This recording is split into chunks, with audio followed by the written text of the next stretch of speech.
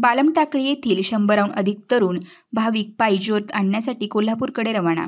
बालमटाकळीतील नवसाला पावणारी श्री बालंबिका देवी शारदीय नवरात्र उत्सवासाठी ग्रामस्थ सज्ज। शारदीय नवरात्र उत्सव 3 ऑक्टोबरपासून सुरू होत असल्याने अहमदनगर जिल्ह्यातील गावागावातील तरुण भाविक वर्ग हे घटस्थापनेसाठी देवीच्या 3.5 शक्तिपीठापैकी एक असणाऱ्या देवस्थानाहून पायी ज्योत आणण्यासाठी दरवर्षी जात आहे।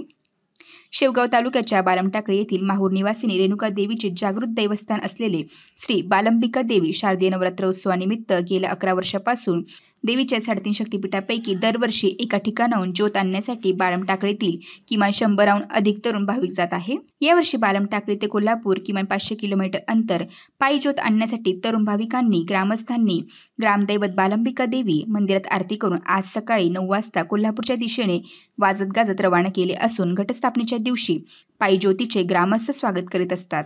नवसाला पावणारी आणि हाकेला धावणारी अशी ख्याती असणाऱ्या बालंबिका देवी दर्शनासाठी नवरात्र उत्सवात भाविक मोठी गर्दी करीत असतात। ज्योत आणण्याचा जो कार्यक्रम आहे यावर्षी बालमटाकळी ते कोल्हापूर अशा पद्धतीनं हा ज्योत आणण्याचा कार्यक्रम या ठिकाणी होत आहे। तेव्हा सर्व गावच्या वतीनं सर्व ग्रामस्थांच्या वतीनं बालंबिका देवी ट्रस्टच्या वतीनं सर्व युवकांना जे ज्योत आणणारे युवक आहेत सर्वांना हार्दिक शुभेच्छा।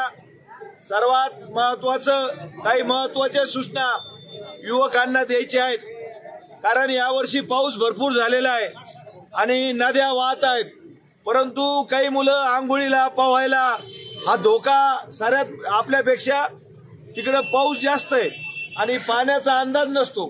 तरी माझी सर्व युवकांना विनंती आहे, खोल पाण्यामध्ये कोणी उतरू नका। खोल पाण्यामध्ये पोहायचं, बाजूला जाऊन आंघोळी करा, परंतु खोल पाण्यात ज्या ठिकाणी माहिती नाही त्या ठिकाणी पोहण्याचा प्रयत्न करू नका, कारण आपण रोज टीव्हीवर वेगवेगळ्या दुर्घटना पाहत आहोत। भाविक भक्त ज्योत आणत आहेत। यावर्षी श्री क्षेत्र कोल्हापूर महालक्ष्मी देवी ते बालंबिका माता 470 किलोमीटरचा प्रवास पायी होणार आहे।